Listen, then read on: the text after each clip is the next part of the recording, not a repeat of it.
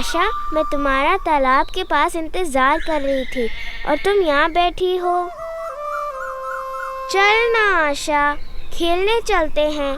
तुम कितने दिनों से खेलने नहीं आई।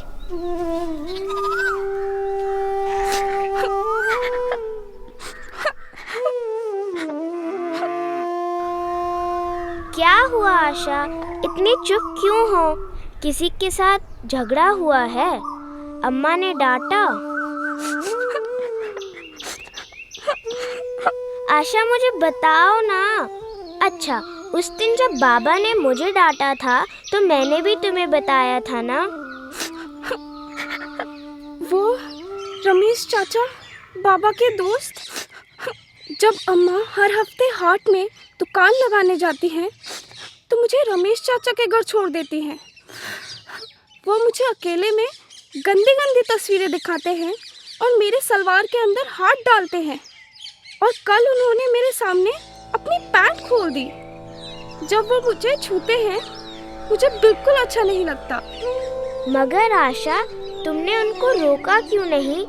अपनी अम्मा या बाबा को क्यों नहीं बताया? रोकती हूँ तो डांटते हैं। कहते हैं कि बेटा, मैं तो तुम्हारा चाचा हूँ और अगर मैंने किसी को बताया तो मेरे अम्मा और बाबा को कोई ले जाएगा। चलो, अभी तुम्हारी अम्मा के पास चलो। नहीं नहीं, वो कभी भी मेरा विश्वास नहीं करेंगी। रमेश भाई साहब, मगर आशा, तुमने मुझे पहले क्यों नहीं बताया? अम्मा, मैंने आपको कहा था मुझे रमेश चाचा के घर जाना अच्छा नहीं लगता। मुझे वहाँ मत छोड़ा करो। और मैंने आपको इसलिए नहीं बताया क्योंकि आप सोचती कि मेरी गलती है। नहीं बेटा, बिल्कुल नहीं। इसमें तुम्हारी कोई गलती नहीं है और अब तुम्हें डरने की जरूरत नहीं है। अरे मनोज भाई साहब, आशा बेटी, आप यहाँ? रमेश, तुम तो हमारे सगे हो।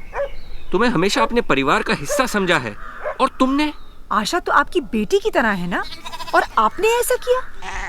नहीं नहीं, मैंने कुछ नहीं किया। चुप रहो रमेश, आशा ने हमें सब कुछ बता दिया है। आशा झूठ बोल रही है। तुम एक छोटी सी बच्ची की बात कैसे मान सकते हो? आशा कभी झूठ नहीं बोलती और हमें अपनी बेटी पे पूरा विश्वास है।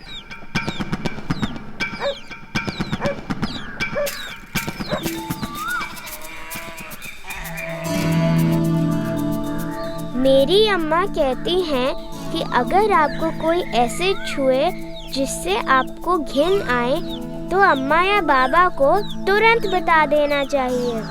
कभी भी छुपाना नहीं चाहिए।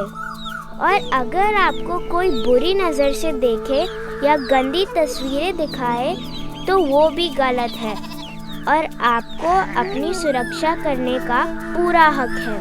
इसलिए ऐसी बातों को बोल देना चाहिए, बिना डरे, दिल खोल के। ये आपका अधिकार है।